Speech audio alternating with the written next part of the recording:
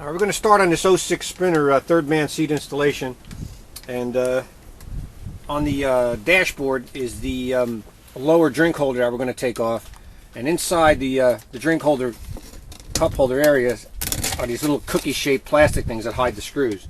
It's a T20, a Torx 20 screw that's in both sides of this drink holder. We're going to pull them out, and also the little junk tray on the side of the passenger seat. This is looking down at the floor. Here's your brake, e-brake.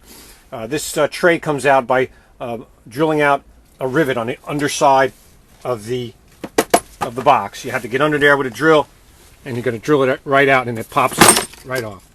We're also going to take out the little metal tray behind the driver's seat. We just took the little cookies out, these little liners. We pop them out. You just use a sharp object and just pick them right out, and it exposes these Torx drive screws, T20.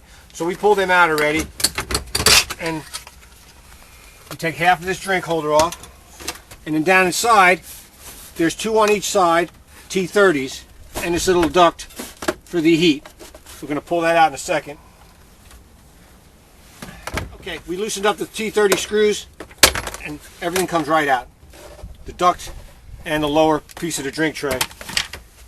And we're going to reinstall, or rather we're going to install a little cover plate to go right here. A hard plastic cover plate. It's going to go right back here with the original screws.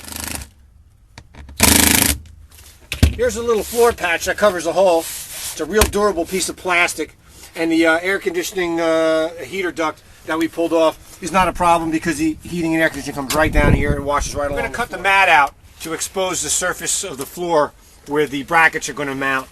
Once you get this rubber mat out of the way, it's real easy to locate everything. So the dimensions that you need to do this are 15.25 inches from the back surface of the pedestal to where I drew this yellow line already. 15.25, and I already cut it. And then what I did is I measured back from the cut line 16.5 inches and made another line and cut that, and this whole section comes out, and just set it aside.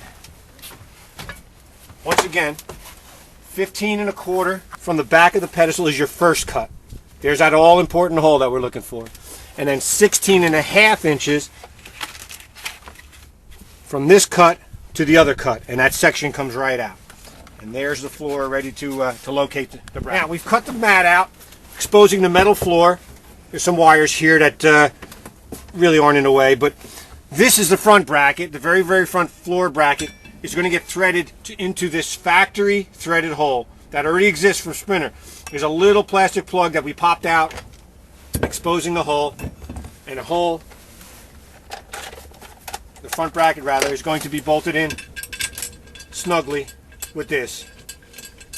And we got some measurements to show you. Once this bolt is in place snug, not tight, because you want to be able to move this if you have to, you're going to take a square and you're going to square off this front rail to the pedestal. Ignore these little indentations. You're going to go along the bottom where it's just where the level is consistent. So put your square against there and put that like that. And you can also snug that at that time a little bit more tight. And that's going to kind of be locked in place. You set down this piece of cardboard with your measurements, because these are your critical dimensions. Once you get these set, stuff becomes a whole lot easier. The face of this front bracket and the face of this back bracket are 14 3/8 apart. Face to face. We stuck this red colored rod just for illustration purposes through the mount, these holes that the rest of this is going to mount to, and it's 7.5 inches off the pedestal. 7.5. So this is consistent. This was leveled before, and this is now made square with the back bracket. Once that's all done, you can punch your center punch holes, and you'll be able to drill through the floor and mount your brackets. But these are your critical dimensions: face to face, and then through this imaginary line that we illustrated with this red rod, 7.5 inches to the center of that. All right, with the brackets set and marked out, we're drilling them from the top. The locating bolt, the most important bolt's already there. Everything's tight. We squared it off using the square earlier. and we're drilling the holes. When you drill the driver's side holes, you got to be careful because there's fluid lines underneath. They're not real close, but they're close enough to do damage if you don't have control of your drill. So we just drilled this through. It didn't go through that easy. I drilled it earlier, but the front one's drilled now, and we're going to drill the back. I already made the holes. I'm putting the bolts through the brackets and through the holes we drilled in the floor. These are 2-inch long bolts, 1/2 inch thick, which is most of your hardware is going to be, but they're 2-inch long. Put a flat washer on, and we just drop them right in the hole. Okay, here's the threaded plates installed in the floor from underneath. We're looking underneath from the ground up. There's the threaded plate. Typical installation. Just follow the instructions in the printed instruction.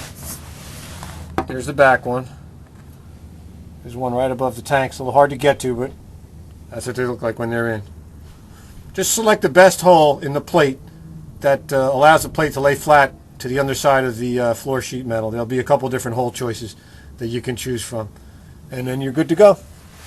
Now take a look at this. There's a fluid lines on the driver side. Everything clears nicely, but that's because we knew what we got to deal with it ahead of time.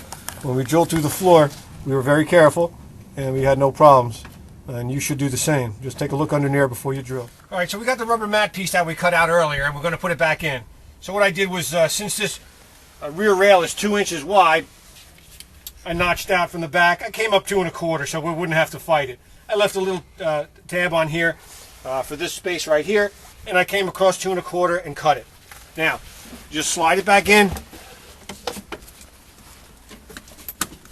right around the emergency brake cable, and put it back in. It lays down nice. And I also notched here. As you can see, we got a little bit of interference with the e-brake shroud, this plastic shroud. It's not much to it. You just got to clip a little bit away. As you can see, it's not allowing it to go down all the way. So we're going to pull that up. We made a little yellow mark.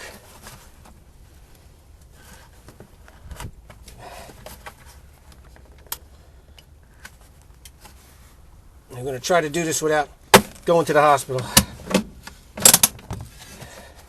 There's another little piece on the back. We're going to cut that too with the razor blade. And then this way it clears, as you can see. Once I cut that, it's going to clear. Slide the driver and passenger seats forward.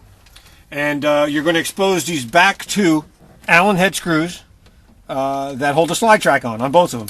You're going to take them out. Whoop, you're not going to drop them like that.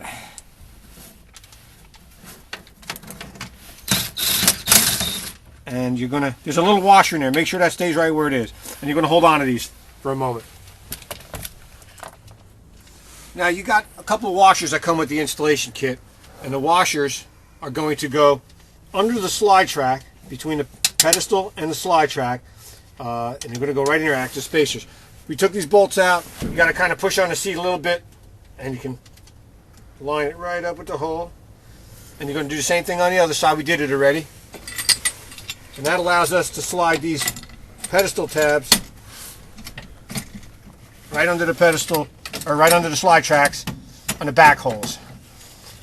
And then we're going to thread the bolts back in. Okay, we got the seatbelt bar loosely placed.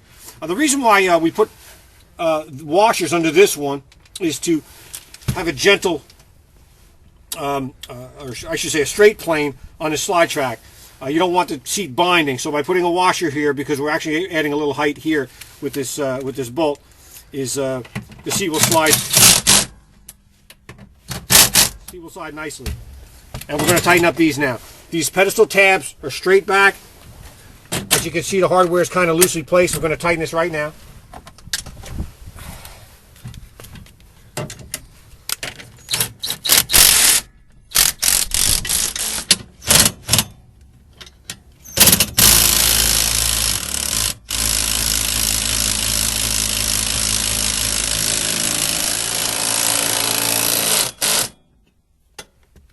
Okay, the seat's mounted, everything's tightened, but the order that we would normally do this if the camera was rolling while we were doing it is to mount the main frame rails snugly, but not too tight, so that they can still have some movement, and then put the seat in place and tighten the seat to the frame rails, and then go back and tighten all the heavy hardware underneath, which we did.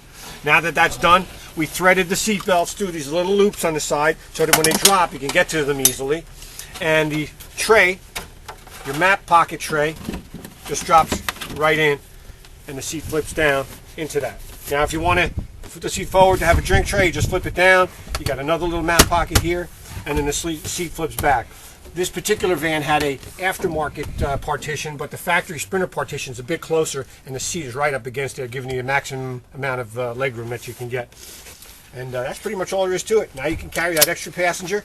It's not too bad of a seating position, and the seatbelt wraps right around.